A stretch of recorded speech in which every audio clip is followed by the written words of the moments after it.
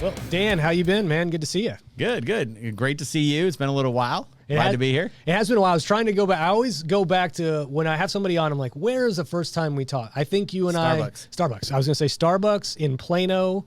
Were we talking about a book or something like that? Was that when I was doing my reading thing on LinkedIn where I was reading a book a month, or maybe that wasn't it? I don't know. I feel like I had a book with me. You had a book with you, okay, yes. Okay. And we had a good talk over coffee, and then just kind of what you were doing on the MGU side and self-funded side. But it was good. That was the first time I met you, and I remember we talked soccer too. Yeah, it's always fun. You know, you meet somebody from afar. You it's a LinkedIn connection or something, and then you sit down and you're like, oh, this person's actually really cool, and you can talk to them for an hour. And I've actually seen you're obviously taking advantage of that medium and doing a lot of stuff in the podcast world, which we'll talk about. But at the end of the day, thanks for coming on, man. And I really appreciate you're gonna talk a little bit of self-funding. We won't belabor it too much, right? But I think it's definitely crucial that we speak to smart people that are in this industry, that have done cool things, that are out there trying to solve the problem. And I think you obviously fit into that mold. Hence, which is why you'll be on my show next. Yes. Yeah. Well, so I was trying to butter you up to make sure that invitation still stood, right? Yeah.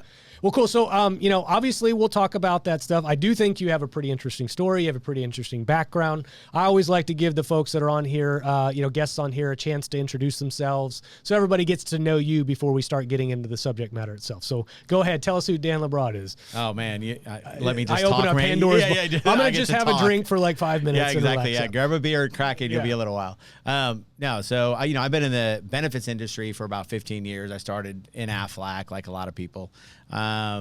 And my clients came on and said, hey, can you also do our health insurance? Well, I had no clue, knew nothing about health insurance. I never worked for a carrier, never worked for a broker. So I just kind of came in blindly and just jumped into it. Okay. And so, over being a top producer with Aflac and then bringing all these clients on, that just grew me into the health insurance industry.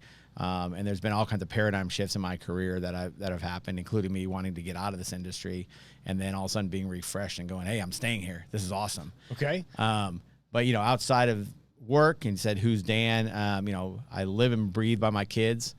How many kids do you have? Two boys. Okay. 13 and 10. 13 and 10. One plays lacrosse and FC Dallas soccer. The other plays FC Dallas soccer and select baseball. So if I'm not in my office or doing this stuff, I am sitting on a soccer field, a baseball field, whether it's practices or games.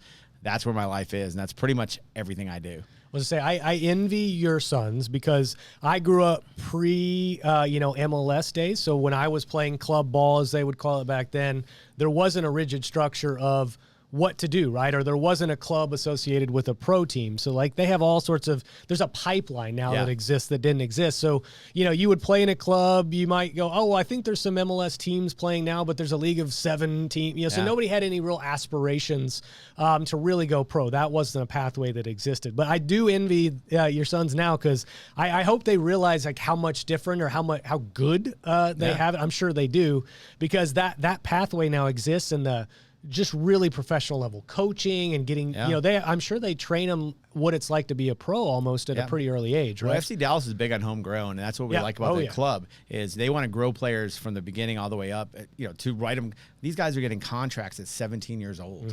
and so my youngest, my 10-year-old is a badass at soccer.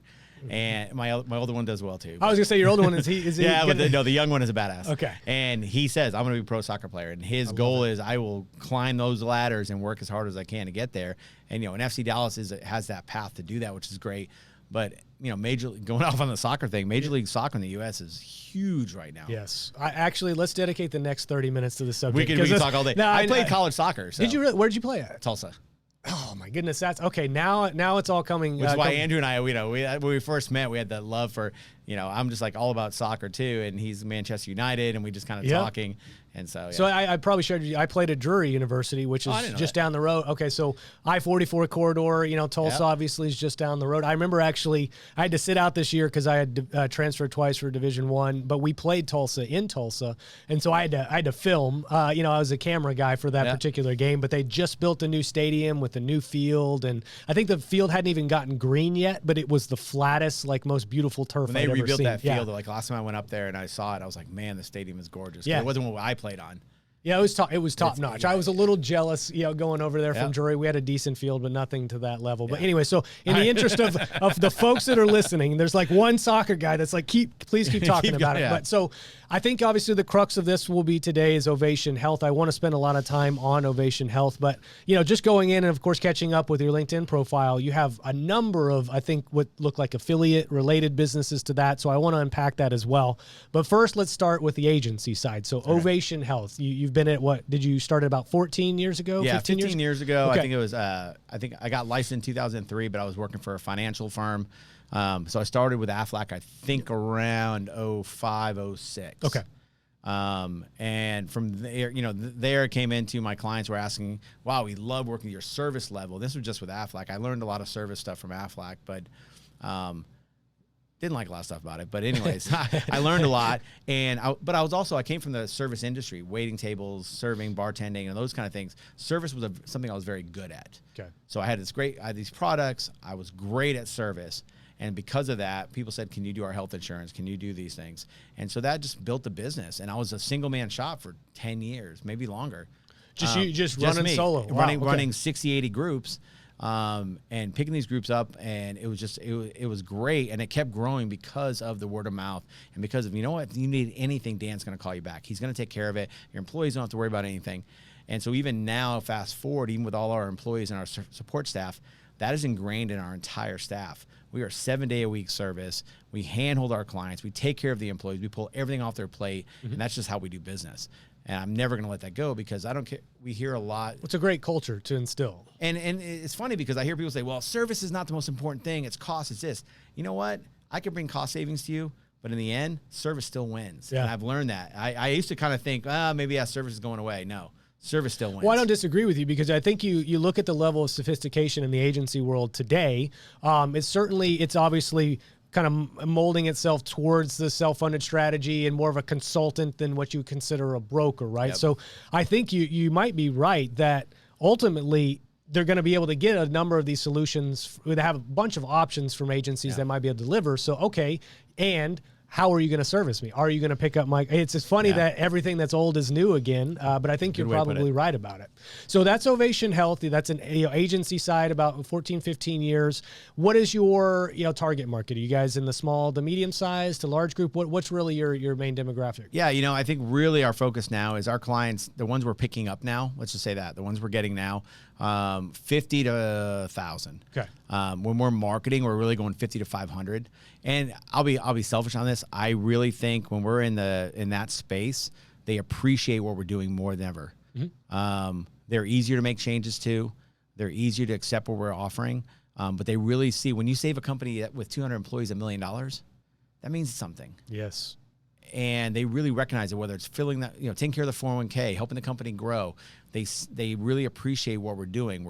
Besides all the service stuff and taking things off the HR and those people's desk, the monetary savings, we're having more direct contact with the employees also. If you got 5,000 employees scattered across the U.S., we don't have that direct contact anymore, and you lose some of that relationship. Mm-hmm. But when you have 200-300 employees and they're all in Dallas-Fort Worth, we have more of a relationship with the actual company. We become ingrained in that company. We become part of that company, which is why we have like a 99% retention rate. No kidding. We've actually only lost 2 clients in the entire time because they just left. Yeah.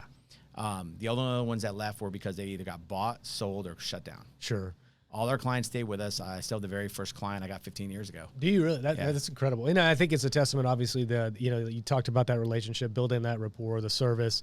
At the end of the day, I think you never can discount the relationship side of this. Still, obviously, you have to bring solutions to the table. Saving a 200 life group $1 million is proof of concept. But at the end of the day, they're still doing business with you and your team and Ovation Health.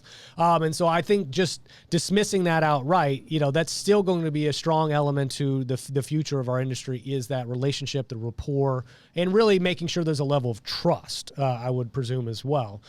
So, it looks like you've built up or you stood up some other things around that. But before I get into that side, I'm curious, you mentioned Aflac before, but was there a conscious choice to get into the consultant world, or did you almost fall into it accidentally? Fell into it. Okay. Well, first of all, insurance. No one gets in our business. No one Except gets in like our business. Lester is like the one guy, and I think Jeff Petty was another guy that actually studied insurance and risk management. Well, Lester's why got him into insurance, and his why is amazing. If you guys didn't watch Lester on there, we touched his why on it. is amazing. It's great. Yeah. But I know one other person I met one time, and he goes, "Yeah, I was born and raised to be in insurance." Okay. Everyone else falls into it. Yeah. Everybody else just kind of falls into it. But you talk about being a broker. So I was a broker. I mean, selling Aflac, quoting Blue Cross, quoting all the BUCAs, putting them in spreadsheets. Here's the best rates, blah, blah.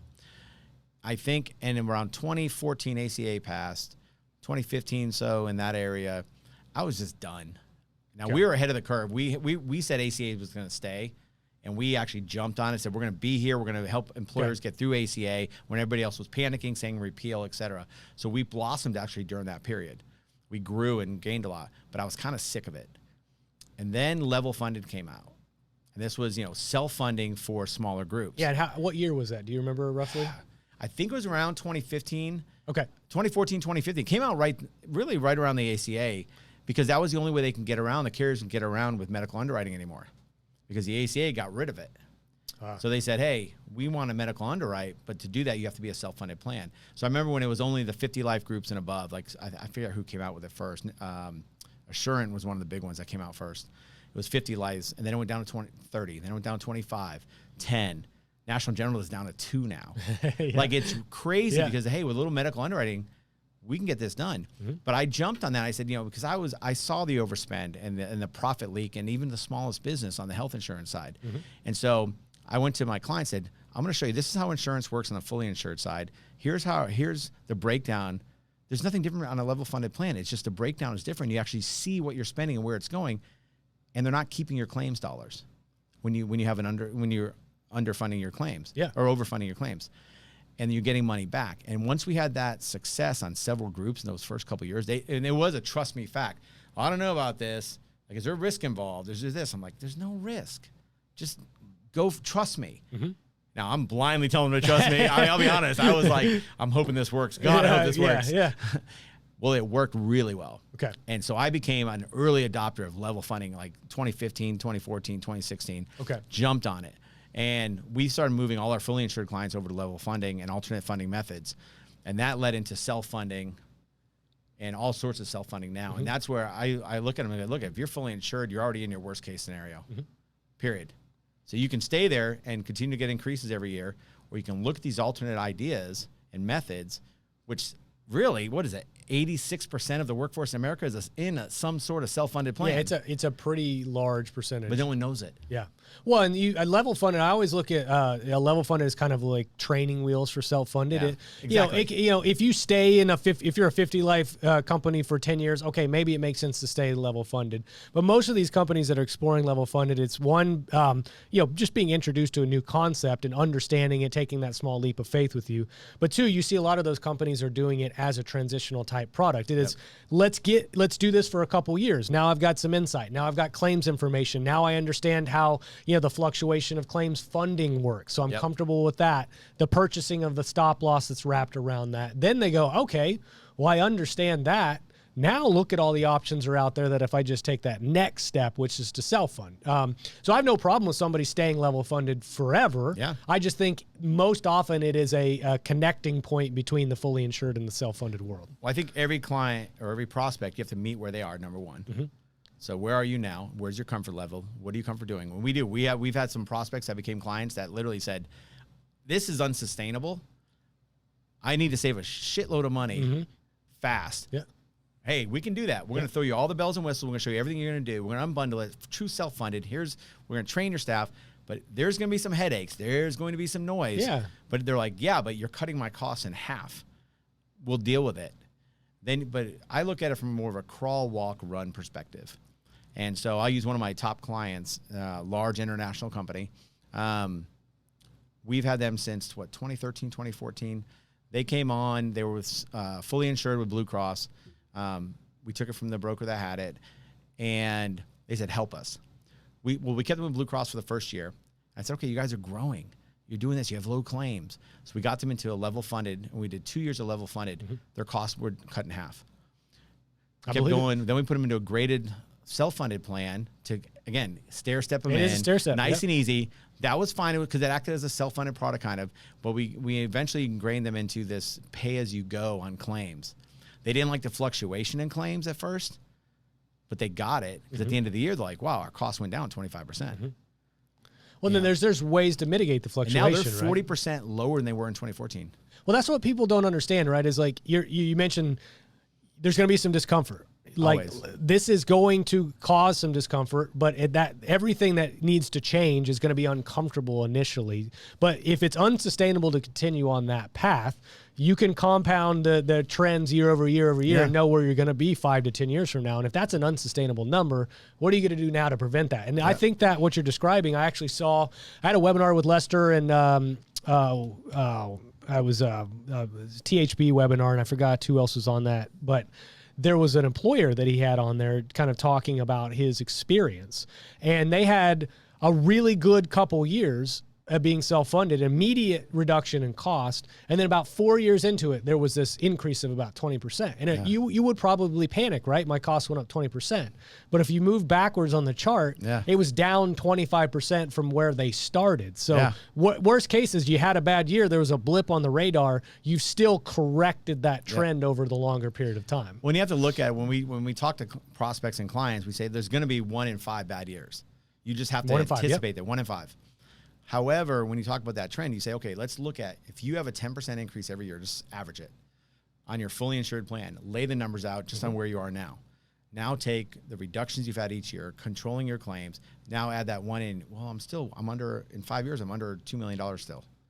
Even with a bad year, hitting all your stop loss, whatever, you're still way under. You're still profiting. You're still controlling it. And next year, guess what? It goes back down again. Well, if you're funding appropriately and sort of placing allocating some dollars over here for a rainy day, the funds are going to be there and you can weather that storm. I think some groups, unfortunately, don't always fund in a way that anticipates a bad year, which is a different story for a different day. Yeah. But, it's not like you will be shocked as long as you're sort of setting aside the dollars when it is a good year in air quotes, for a bad year as well to mitigate that concern. So, I'd love to hear from the entrepreneurial side, though, because I'm always excited to talk to people that have started their own business, right? And so you stumbled into this, you started Ovation Health, but what was it like initially as an entrepreneur? Well, I go back. I think one of the questions you had sent me was like, hey, we were always an entrepreneur.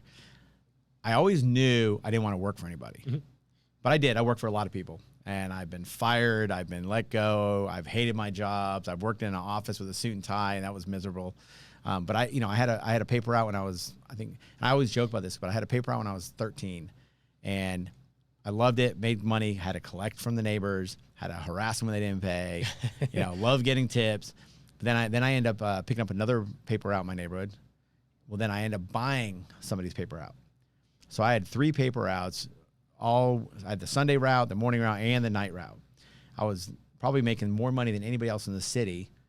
And here I was. I bought my first company. And then in the end of it, I sold all 3 of them. How old were you at the time? Like 13, 14. 13. That's awesome. And I never looked back and I never thought about it until I have these discussions. I'm going, I bought and sold my first company at the age of 13. That's pretty impressive. I don't think many people can say that for sure. But I don't like working.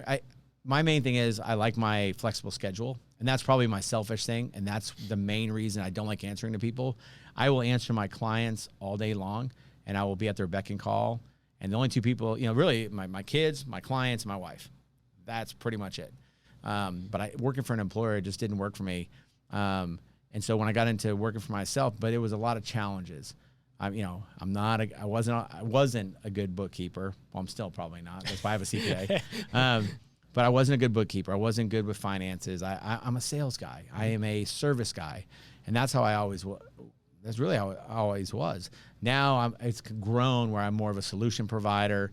I look at the big picture. I take clients in the big picture, and I've built an amazing team behind us that runs everything. Yeah.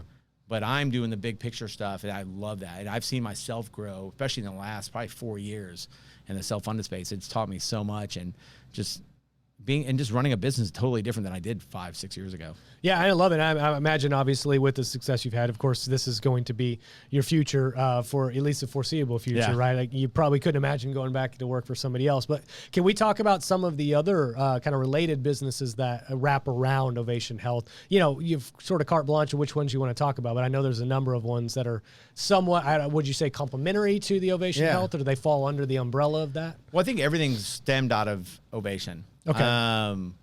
So we're doing benefits, and then let's look at telemedicine. Telemedicine is huge, and we have a lot of clients. We have a ton of clients we don't do any benefits for. They are strictly telehealth clients. So we were an early adopter. I believed in telehealth when it first came out. It was Teladoc, and they were one of the only ones, maybe the only one. And I just thought it was an amazing, amazing service, and I used it. So I started going to clients, hey, you need to buy this, you need to do this, and you put it in there. The carriers weren't offering it. They were skeptical, but they put it in. Yeah, it was the greatest thing next to sliced bread. Yeah. It was amazing. And that kept going on. Then we moved over to Meridoc, moved over to another one. That sold, went back to Teladoc. But then, we kept adding more clients no matter where we went. Our business would just shift to whoever the new carrier was. But we had always partnered with, we loved Ray Colon, and we did with Meridoc when he sold. They sold to Teladoc. Long story. But anyways, we ended up back with My Telemedicine with Ray Colon. Great partnership. We moved all our lives over there. Okay. All our employers now have My Telemedicine. They have, and so we end up, because of the number of lives, we end up white labeling it to Ovation Telehealth. I see. And what's great is now when we're putting this in employers all over the nation, just for that. You don't have to leave your broker. You don't have to even have a broker. You don't even have to have benefits. And that just spurred that. Yeah. Well, did you see, because of the, obviously the pullback with the pandemic and everybody kind of be shut indoors, did you see a tremendous uptick in the utilization of the telemedicine? Yeah, there was an uptick. Not as much as you would think, though. Okay. It wasn't as bad as we thought it would be. We did a few clients that were using it quite a bit. What do you think that was Texas because we didn't go in a total lockdown? Was it because people were still able to get to the doctor, or is your business spread across the country as well for that? They had it, weren't using it, and suddenly they're forced to use it. Okay. Now, the benefit of that, and this is what I think employers don't realize, they go, oh, that's telehealth, it's a convenience. Convenience, that's cost-free, that's what we always said. Mm-hmm. What they're realizing now is, look how low your claims were during COVID. Mm-hmm. Why? People still went to the doctor. They did it all telephonic. They did it at no cost. When you use a over-the-phone doctor or video consult or whatever, and you're running it through telemedicine, it does not go on your claims. That visit does not affect your claims. So if you look at, what I always say is if you've got 1,000 doctor visits going through your plan, if you could cut half of those out, what does the average cost at? Oh, $220. Mm-hmm. Okay, take 500 off. How much do we save you? $100,000. We just saved you $100,000 if you can move people to telemedicine. Exactly. And they realize and go, wow, I didn't understand that. And now employees are more willing to use that than they were before. Well, especially I think with obviously the kind of advent of the technology related around, everybody all of a sudden got used to Zoom, right? I mean, we all know how to use Zoom nowadays. FaceTime on your phone, and most people have an iPhone or something related that can accommodate that as well. So it's very natural, I think, to talk to somebody virtually today. And so why wouldn't you talk to your doctor virtually as well? I think the ROI on that is almost a no-brainer, especially because you can literally say, well, this particular procedure code is always done in this setting. Well, I can do that in telehealth. Yep. That delta that you were talking about, well, we've got 50 of those procedures every year. All of a sudden, like you said, I've got $25,000 of savings that is literally right there. All I have to do is check a button and do it. So I love telehealth. It's something that I don't think gets enough attention. I'm glad you're out there promoting it. I mean, is it something that you lead with nowadays, or is it just simply you've got it in your arsenal of solutions? Both. It depends on the client. It's actually funny. We had a prospect meeting last week, and I said, you don't have telehealth? No. Why? Like, why? Yeah. And they're like, well, we just don't do it. And their whoever their health plan was, well, we have it in the health plan, but it's a $35, $40 copay. The employees don't use it. I'm like, yeah, that's the problem. You have a copay. Mm-hmm. No, if I'm going to pay $45, I'd probably rather go to the office and see a doctor. We make it free, no copay. We push it out to employees, and we make them start seeing it and using it, and that it works. And the employees, once they use it once, they will never go back. Mm-hmm. It's that initial. There's always the proverbial, child sick at 3 a.m. with a runny nose, and if you just signed up for your telehealth account beforehand, you wouldn't have to worry about it. You'd be ready for it, right? And everybody tells that horror story, but it's a real life event, right? I've got 2 kids myself, and sometimes they wake up with coughing, or they're sick in the middle of the night, and it's like, well, what do you do? Well, here's an option. At least you can get in front of a doctor, discuss the symptoms, diagnose it, and if it is treatable with medication, for instance, you've got a script that you can potentially get access to without ever having to set foot in an office or drag the kids out of the house in order to do that. So again, not to belabor telehealth too much, but I do think it's an integral part of a successful plan, whether it's fully insured or self-funded. Well, honestly, we have one of our largest clients, and he spoke because of the results we've had with this company and savings and all the stuff we've done. But if I put him on a call, he's been on multiple CEO calls and CFO calls and webinars and things that we've done as basically a case study for us. He will every time bring up telemedicine. Yeah. Every single time. And it's not their biggest cost saver, but the convenience, and he loves it so much for his company. And he's got 1,000 employees. He said it is the greatest thing. He's like, that's the greatest thing we ever did for that. He thinks it's the greatest thing we ever did. I know there's other things we did that are greater, but that's his impression as the CEO of the company. That is one of the best things we ever did. Well, I love it, man. I'm glad to hear that. We touched on self-funding before. I do want to spend a couple minutes because I always like to hear, as much as you're willing to share, some of your strategy, right? Some of your approach, because I think oftentimes, especially if you're prospecting around this, like everybody's going to have their unique approach to, how you illustrate the options that are there, the numbers that are associated with. I always describe it as somewhat of an art form, because I really think there is an art to it, but there's an assurance and a confidence aspect as well. So I'd love for you to walk me through, what would it look like for you got a prospect, they've been fully insured for a couple years, you think they're a good fit for self-funding. What are the kind of the steps that you go through to get set up to do that meeting that you might be with them? I think, the first thing is meeting where they are. Okay. Where's their mentality? Especially if they've been fully insured for a long time, they're very comfortable. I pay a premium every month. Great. But again, you're getting increases every year. You're losing that money. You show them where the money's going and how long is that sustainable? And if you're getting 8-10% every year on the low end, at what point, we give our employees an increase every year. We eat half, they eat half. Mm-hmm. Why is that good? And how is that sustainable? So you have to show them first the real numbers. But once you do that, then it's just showing them what we do is, so let's talk about the steps. Yep. So sorry, I backtrack. That's okay. First thing I do is show them, this is fully insured. Here's level funded. And I start with that. And I say, level funded and fully insured are the same. You have a TPA. So you go look at fully insured, you have a TPA, you have stop loss, and you have a network. Mm-hmm. Guess what? They're all the same. It's one person, one entity doing all of it. So everything's labeled Blue Cross. Level funded. Most likely we're working with an outside TPA, and it could be some, let's say National General. You're bringing in a network, separate thing. And we're going to have stop loss. But the great thing is we see a breakdown of where that money goes. Exactly. So I said, okay, now you see the breakdown. It's the same breakdown that Blue Cross has over here. And you have this breakdown on the level funded over here. Now the difference is, this is what goes to claims fund. This is what goes to claims fund. At the end of the year, this money on the fully insured side is gone. Mm-hmm. You gave it to the carrier. It's gone. And you're going to get 10% increase no matter what you use or didn't use. I said, over here, you're going to have this money left over. And let's assume your claims, let's just say you had 20% left over. You get it back. And they start seeing that and they say, well, they're going to give it back to me? Once they understand, here's how this works, they get it and they go, yeah, why wouldn't I do that? And that's actually the response we get. Mm-hmm.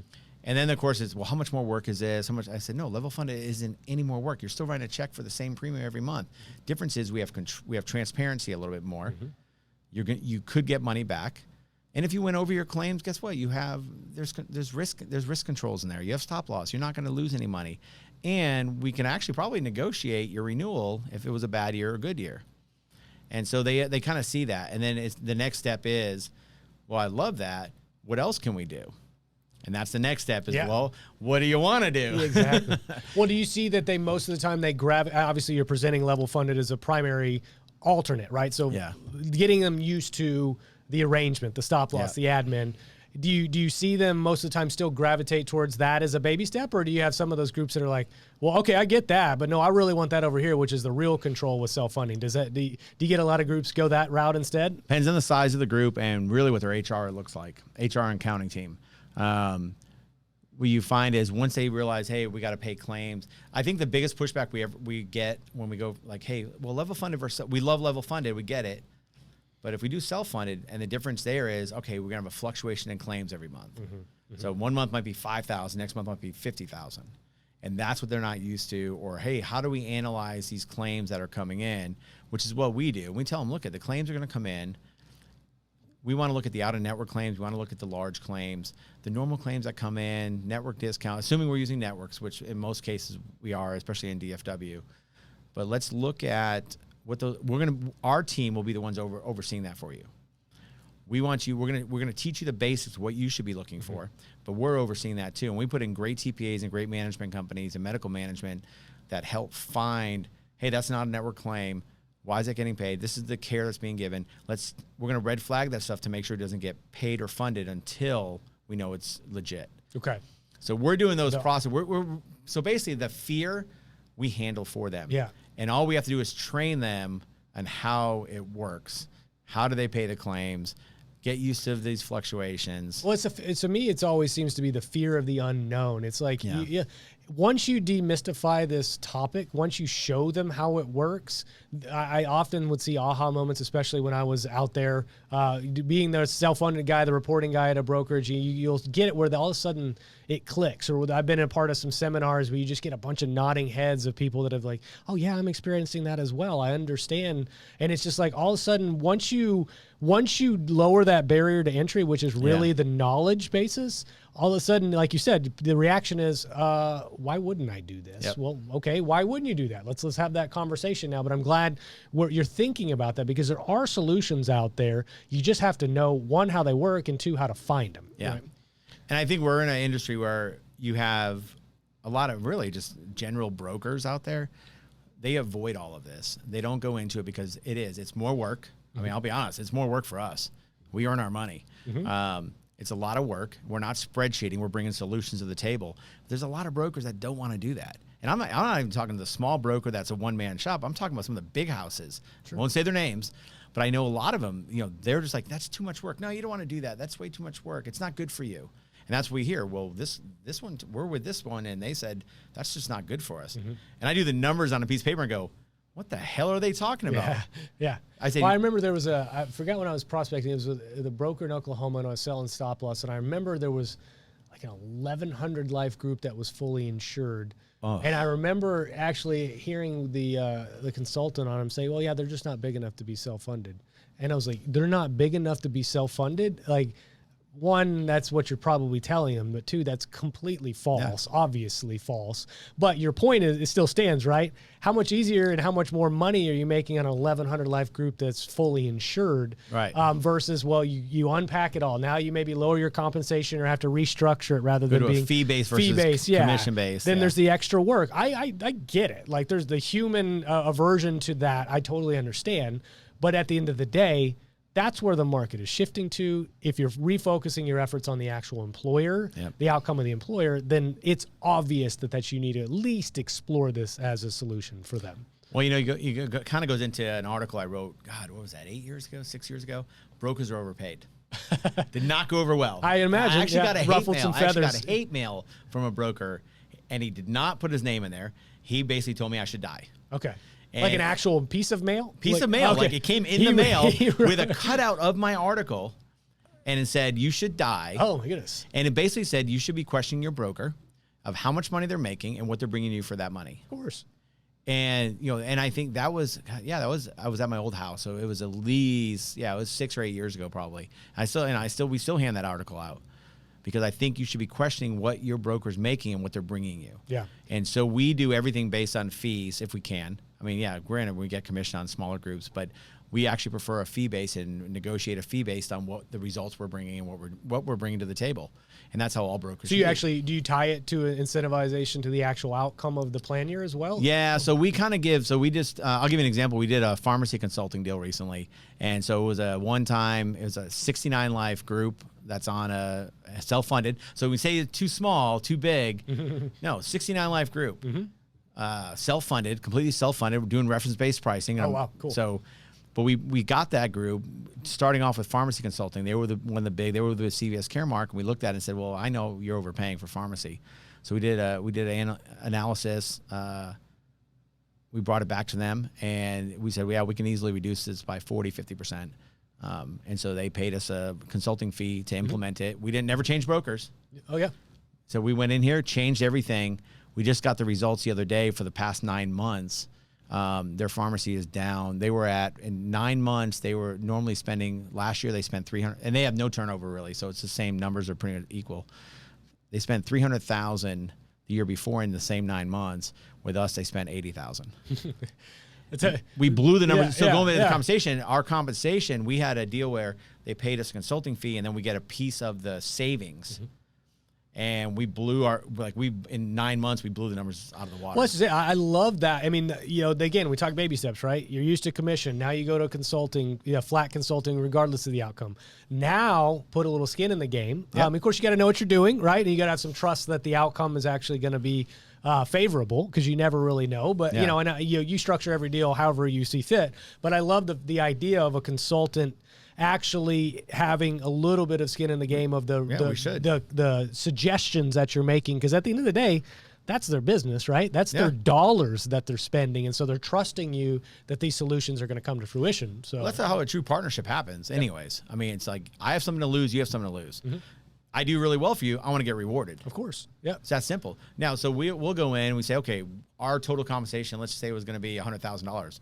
We say, okay, we know we need $50,000 to cover our costs and have slight profit, but we should be making 100. But I know we can hit these metrics, and we'll lay it out in the contract and say, if we hit these metrics, you write us a check for $50,000 at the end of the year, or you write us a percentage of the savings, or whatever we do. Mm-hmm. Great. And we have some that just say, no, we'll just continue to pay we'll pay you what we were paying our old broker. Fine. Mm-hmm. But if I get these results, you have nothing to lose. You actually save money if we don't hit our numbers. Mm-hmm. And if you do hit the numbers, you might pay us a little bit more because of the results. But we saved you a lot more money. You won't have a problem with that. Yeah.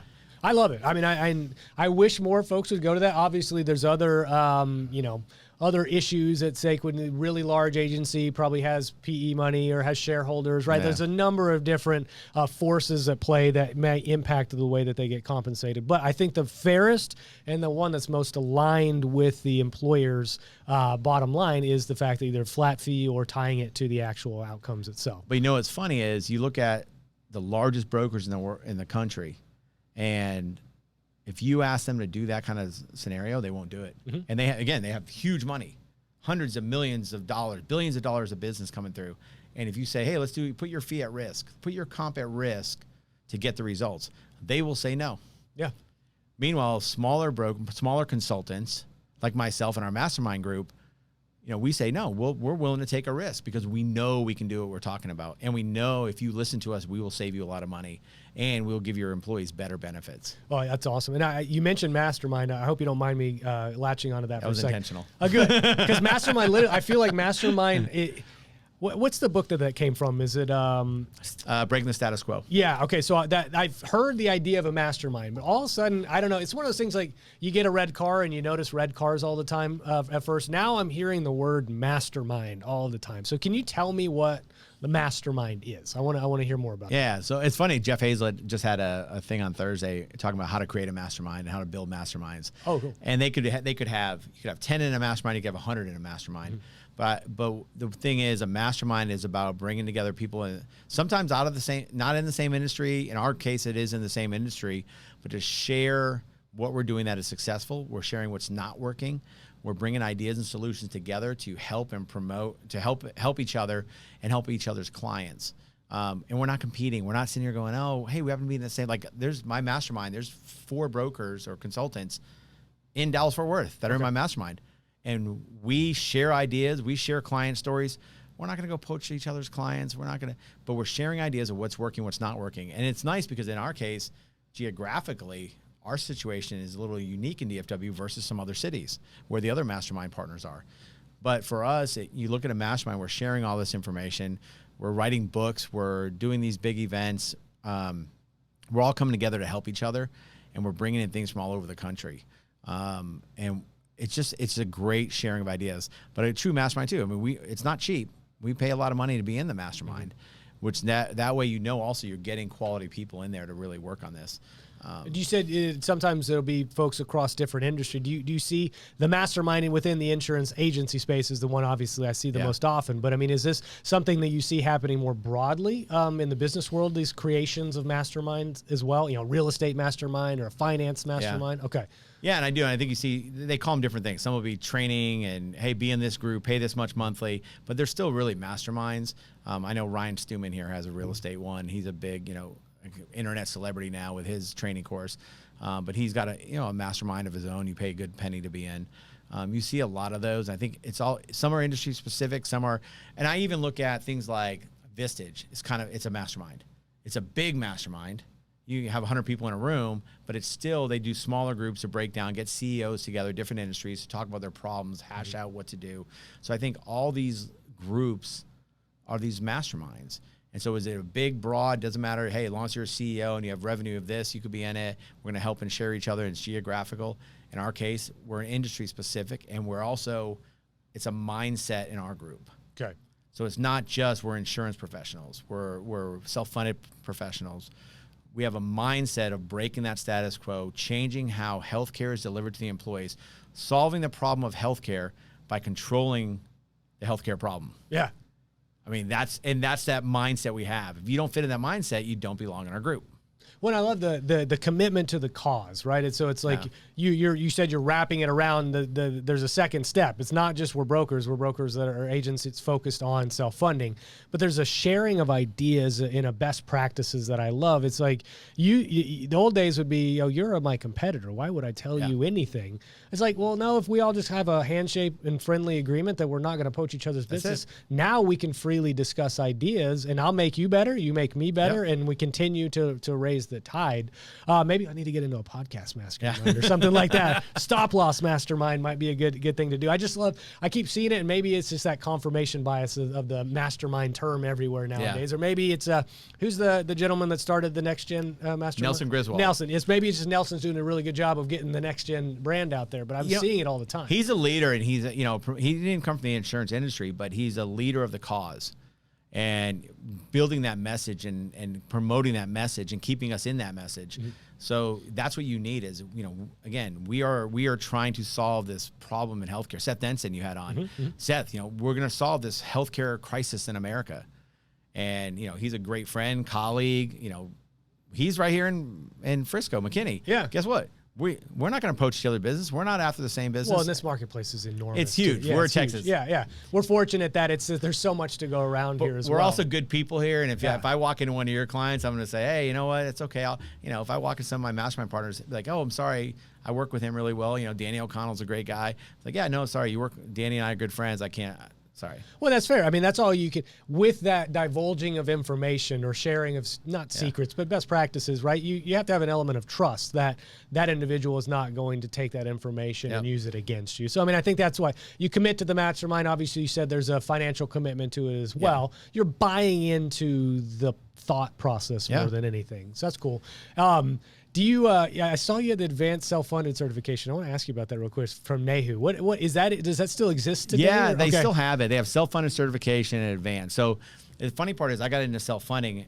So here's what happened. I'll tell you this. So I go to the Ascend conference, which is part of Nelson Griswold runs the Ascend conference. So I got referred by somebody else. Said, hey, you got to talk to Nelson. You got to get into this. You're doing all this Levelfunded. You got to learn about this. And so I said, okay, great. So I go to the Ascend conference, which happened. It was in Nashville. And I live and breathe Levelfunded, loved it, get it. Went there, my mind was blown by Nelson Griswold. And I go, this is it. This is exactly what I've been talking about, but now I see it on this big level. Yeah. And I'm like, but I've never done true self-funded.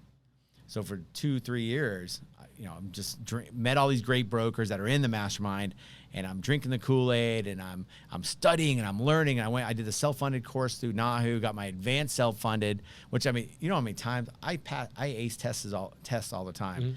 I must have taken those tests 10, 12 times. Well, the certified self-funded specialist in and of itself is pretty intense. Yeah. And that one actually was easier than the first one. The first one I was lost. Now, by the time I took the advanced, I had already had experience. Exactly. So it was a little bit easier. Yeah.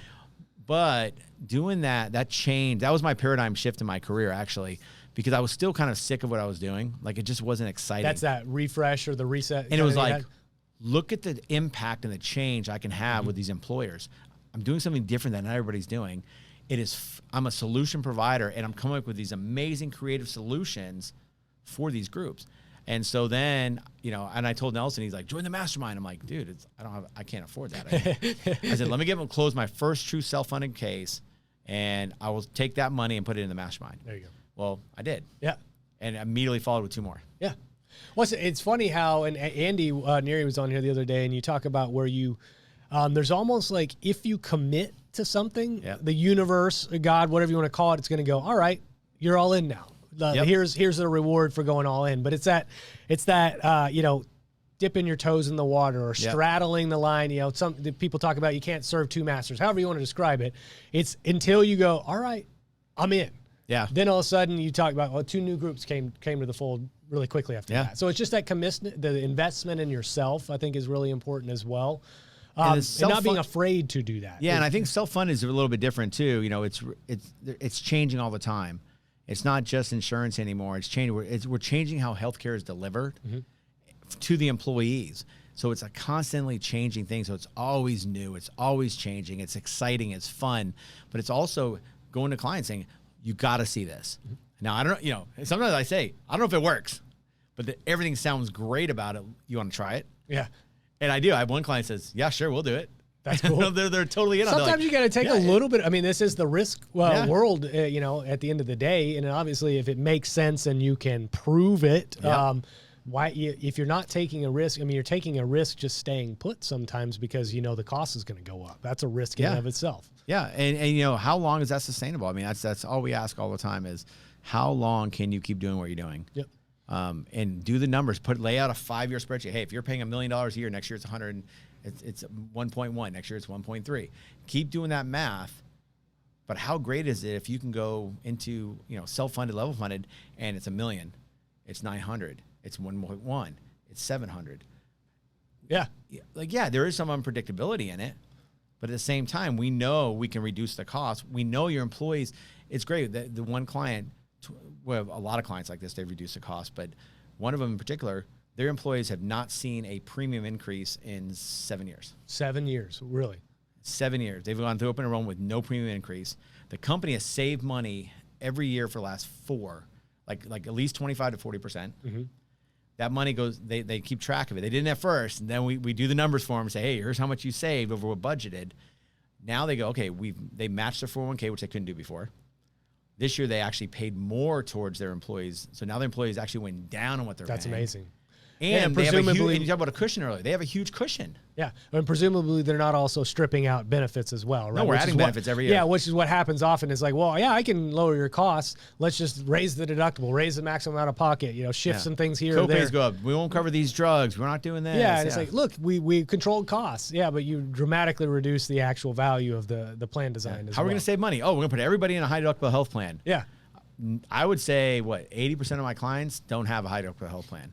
The benefit's not there anymore. Yeah, it might work for certain people, but really, the average person needs a copay plan with a low deductible. Mm-hmm. When you're self-funded, you can do that because you're controlling those costs. You're delivering better care. You're controlling the costs. You're giving the employees you're giving them more benefits for lower costs because you're controlling how much you're paying for that health care. Well, that's like a paradigm shift, right? Because most people are accustomed to the costs going up and the benefits being reduced over time. Yep. There's this divergence of actually the value that's actually happening on the plan, and you're just basically resetting that. You're flipping that on its head, which is why I love Selffunded, which is why there's a podcast about it. I'd be remiss though if I don't ask you about your podcast because I'm curious what got you into this medium. Is that something related to your business? Was it a passion project? How'd you start in that foray? Yeah, that's so the Ovation Show, which started, we did it a couple months ago. It was interesting because, I do a lot with the C-Suite network and I'm on. I run the Lone Star Council, doing all these other events. I'm on the microphone a lot. Mm-hmm. And we have the studio at the other Venture X at Castle Hills, the Realm. So I'm doing the studio there. I'm getting into this. I'm like, man, I have all these great people I want to bring on, but they don't fit with the C-Suite or Lone Star Council. I need to just do a podcast.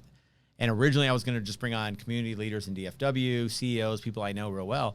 But I want to keep promoting that message of breaking the status quo, that there can be better things to do in healthcare.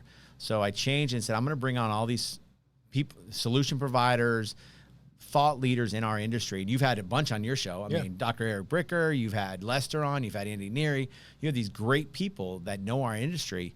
And again, we talked about earlier, we're going to be sharing a lot of probably names. We'll just you check the box here and go on.